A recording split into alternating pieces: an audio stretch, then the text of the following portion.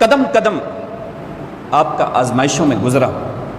فرشتوں نے عرض کی کہ اے اللہ، ہم تیرے خلیل کو آزمانا چاہتے ہیں۔ اللہ نے فرمایا کہ جاؤ، میرا خلیل جنگل میں بکریاں چرا رہا ہے، آزما لو۔ فرشتہ پرندے کا روپ دھار کر ایک جھاڑی میں چھپ کر بیٹھ جاتا ہے۔ سیدنا ابراہیم علیہ السلام بکریاں چرا رہے ہیں۔ نبیوں کو حکم ہوتا ہے بکریاں چرانے کا۔ ہمارے پیارے نبی آخر الزمان صلی اللہ علیہ وسلم نے بھی بکریاں چرائیں۔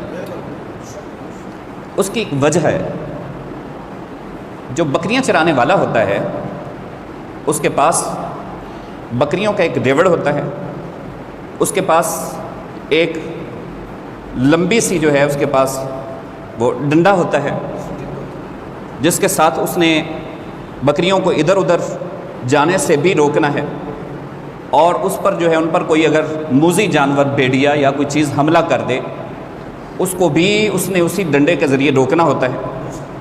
بکریوں کا چارہ درختوں سے اتار کر اسی ڈنڈے کے ذریعے اس کو کھلانا ہوتا ہے، اور بہت سارے کام اس کے ذریعے کیے جاتے ہیں، جس کو ہماری زبان میں ڈانگی کہا جاتا ہے۔ تو نبیوں کو بکریوں کا دیوڑ دیا جاتا ہے، اس لیے کہ اے میرے انبیاء، کل آپ کو شریعت کی ڈانگی دی جائے گی، اور آنے والے وقت میں آپ کے پاس لوگوں کے گروہ ہوں گے جو آپ کے پیروکار ہوں گے، جو آپ کا دیوڑ ہوگا۔ آپ نے اس شریعت کی ڈانگی کے ساتھ ان کو حلال اور حرام کی تمیز بھی بتانی ہے، ان کو رزق کمانے کے طریقے بھی بتانے ہیں، ان کو زندگی گزارنے کے طریقے بھی بتانے ہیں، اور ان کو یہ بھی بتانا ہے کہ یہ شیطان کا راستہ ہے، ادھر نہیں جانا، اور یہ رحمان کا راستہ ہے۔ اس لیے نبیوں کو بکریوں کے دیوڑ دیے جاتے ہیں۔ سیدنا ابراہیم خلیل اللہ علیہ السلام بکریاں چرا رہے ہیں، ایک فرشتہ پرندے کا روپ دھار کر جھاڑی میں چھپ کر بیٹھ جاتا ہے۔ بڑی ہی دلکش سریلی زبان میں اللہ کا نام پکارتا ہے، اللہ، بہت ہی خوبصورت آواز میں۔ سیدنا ابراہیم علیہ السلام نے جب سنا کہ اس تنہائی میں اور جنگل میں کون ہے جو میرے محبوب کا نام لے رہا ہے، اس کی کھوج میں نکلے۔ جب ڈھونڈا تو دیکھا کہ ایک پرندہ ہے اور اللہ اللہ کا ورد کر رہا ہے۔ جب آپ اس کے قریب گئے تو وہ خاموش ہو گیا۔ آپ نے فرمایا کہ پرندے، تو کتنا خوبصورت ہے، اور کتنی دلکش اور کتنی خوبصورت تیری آواز ہے، اور اس سریلی آواز میں تو میرے محبوب کا ذکر کر رہا ہے، اس کو جاری رکھ، ایک بار پھر کر ذرا میرے محبوب کا ذکر۔ اس نے کہا اچھا، یہ آپ کا محبوب ہے؟ آپ نے فرمایا ہاں، تو میرا محبوب ہے۔ اس نے کہا مجھے تو نہیں پتا تھا،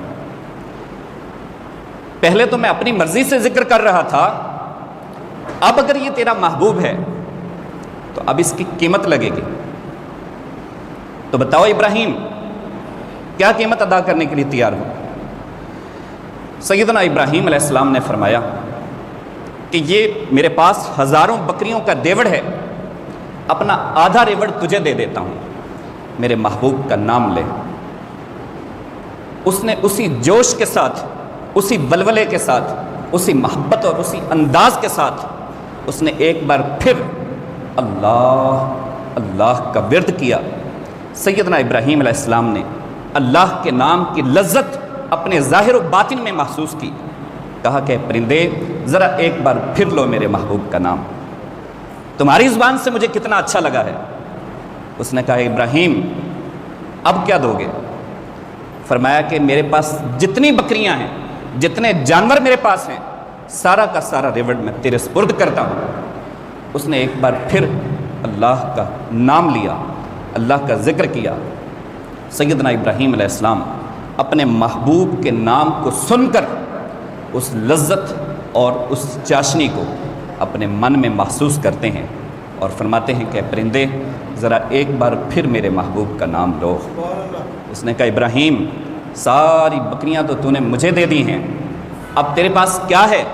سارے جانور تو مجھے دے دیے، جتنی تیری کمائی تھی وہ سب کے سب آپ نے مجھے دے دی ہے، اب تمہارے پاس کیا ہے جو مجھے دو گے؟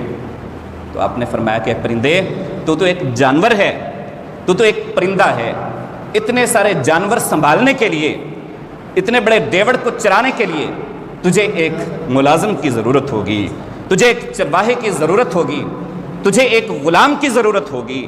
تو میرے محبوب کا نام لے، میں ابراہیم غلام بن کر تیرے ساتھ ساتھ چلتا ہوں۔ اس نے کہا ابراہیم تجھے تیرے جانور مبارک ہوں، تجھے تیرا ریوڑ مبارک ہو، میں تو فرشتہ تھا اور تیرا امتحان لینے کے لیے آیا تھا، اور اللہ نے تجھے اس امتحان میں کامیاب کیا ہے۔ وَإِذِ ابْتَلَىٰ إِبْرَاهِيمَ رَبُّهُ بِكَلِمَاتٍ فَأَتَمَّهُنَّ، جب بھی ہم نے اپنے خلیل کو آزمایا، ہر آزمائش میں ان کو پورا پایا۔